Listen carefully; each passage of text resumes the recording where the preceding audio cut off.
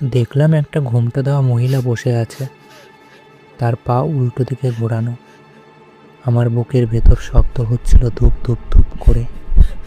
সে কান্না করা থামালো, তারপর ধীরে ধীরে মাথা তুলল, আর সে বলল, তুমি আমাকে পৌঁছে দেবে নদীর ওই পারে।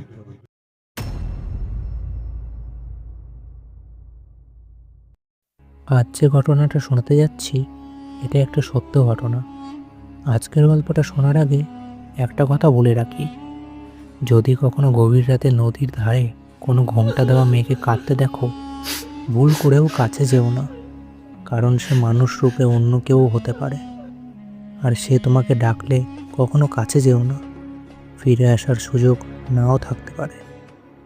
গল্পটা তাহলে শেষ পর্যন্ত দেখো, আর গল্পটা ভালো লেগে থাকলে অবশ্যই লাইক অ্যান্ড সাবস্ক্রাইব করো, যাতে আরও হরার অ্যান্ড মিস্ট্রিয়াস গল্প তোমাদের শোনাতে পারি।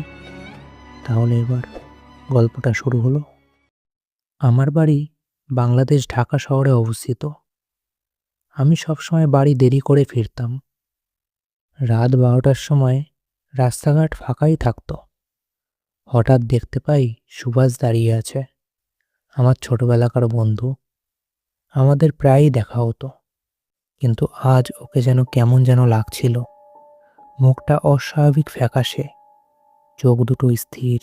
সে বলল, কদমতলিতে চল, আড্ডা দিয়ে কিছুক্ষণ।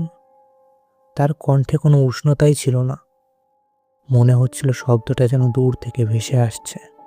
আমি বললাম, ঠিক আছে, তুই যা, আমি বাড়ি থেকে খেয়ে বের হচ্ছি। আমি খেয়ে বের হলাম। তখন রাত 1টা বেজে গেছিল। আষাঢ়ে আকাশ, মেঘ আর চাঁদের আলো মিশে একটা অদ্ভুত অন্ধকার। শ্মশানঘাটের কাছে এসে দাঁড়ালাম। আশেপাশে কেউ নেই, সুভাষকেও দেখতে পাচ্ছি না। মনে মনে ভাবলাম, ও কি তাহলে বাড়ি চলে গেল? ওই সব ভাবতে ভাবতে হঠাৎ শুনি কান্নার শব্দ। ধীরে ধীরে বাম দিকে তাকালাম। দেখলাম একটা ঘোমটা দেওয়া মহিলা বসে আছে, তার পা উল্টো দিকে ঘোরানো।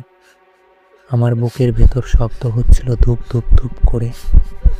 সে কান্না করা থামালো, তারপর ধীরে ধীরে মাথা তুলল, আর সে বলল, তুমি আমাকে পৌঁছে দেবে নদীর ওই পারে। আমি পিছাতে চাইলাম, কিন্তু পারলাম না। সে দাঁড়ালো, শাড়ি ভেজা, কিন্তু চারপাশে শুকনো। সে হাঁটতে শুরু করলো, কিন্তু তার পা মাটিতে নেই, হাওয়াতে ভাসছে। হঠাৎ তার ঘোমটা সরে গেল, অর্ধেক মুখ নেই, চোখের জায়গায় কালো গর্ত।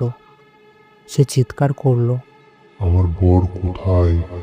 আমি আর ওখানে দাঁড়ানোর মতন অবস্থায় ছিলাম না। আমি দৌড় দিলাম। পিছন থেকে শুনলাম, থামো থামো। মনে হলো কেউ আমার পা ধরে টান দিল।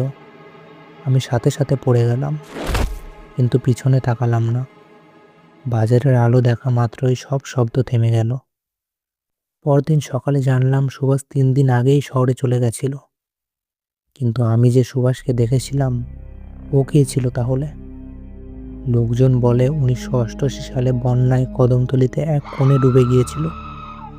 তার বর কোনোভাবে নদীর পাড়ে উঠে এসেছিল, কিন্তু কোণে উঠতে পারেনি। আজও নাকি সে পরিচিত কারো মুখ নিয়ে পুরুষদের ডাকে। তুমি যদি কখনো ভুল করে কদমতলিতে যাও, আর যদি কেউ তোমার পরিচিত কণ্ঠে তোমায় ডাকে, ভুল করেও পিছনে তাকিও না। আশা করি গল্পটা ভালো লাগলো। লেগে থাকলে অবশ্যই গল্পটা লাইক অ্যান্ড সাবস্ক্রাইব করো, যাতে আরও রহস্যময় গল্প তোমাদের শোনাতে পারি।